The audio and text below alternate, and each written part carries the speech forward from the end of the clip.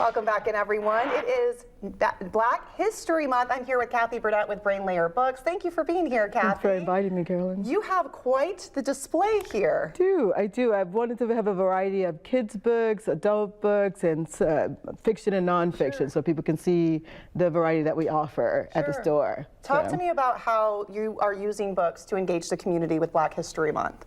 Well, I have, and I don't have it here, a list of 28 authors that I wanted to highlight this month, so one for each day, and just talking about each book. And one other thing we're doing is we have a virtual event coming up, talking about visual representation in books, so we'll be looking at graphic novels. This is a comic artist who's Black that nobody knew about, so just kind of highlighting those voices. Perfect. How do you suggest people in the community, parents, start the conversation with their kids about exploring literature during Black History Month? Well, one, I think you should explore literature all the time. Absolutely. And these books should be read all throughout the year. But during this time, what I would like for people to do is not focus on Martin Luther King, not focus on Rosa Parks, but look at some more contemporary Black people who are doing things. Instead of just Black history, what about the Black present and the Black future? Who's writing right now? Because there's a huge plethora of options out there. And just regular books. I mean, Jason Reynolds, we just had in town, he's amazing.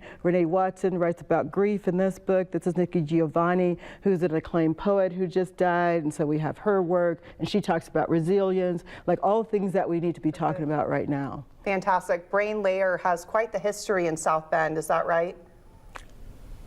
I hope so. Yeah.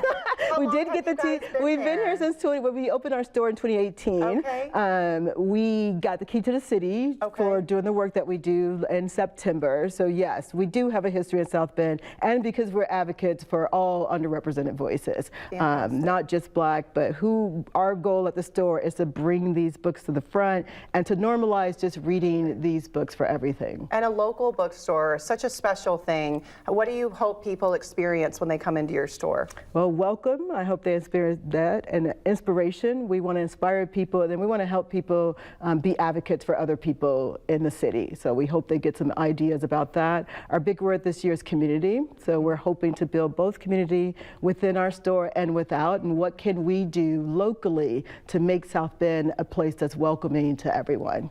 Absolutely.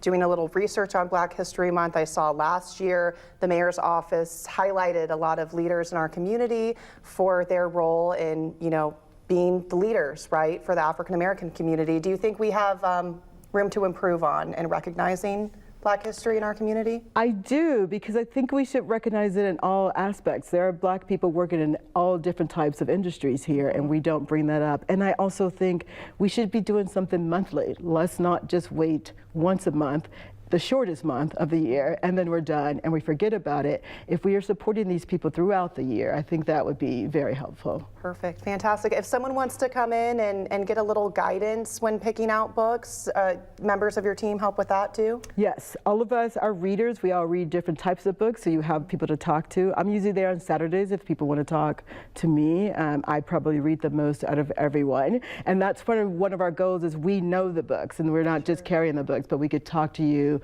look at what you're reading, and find something that you can connect with that you may not have found somewhere else. This might be a hard question. Okay. It's like asking someone what their favorite movie is, right?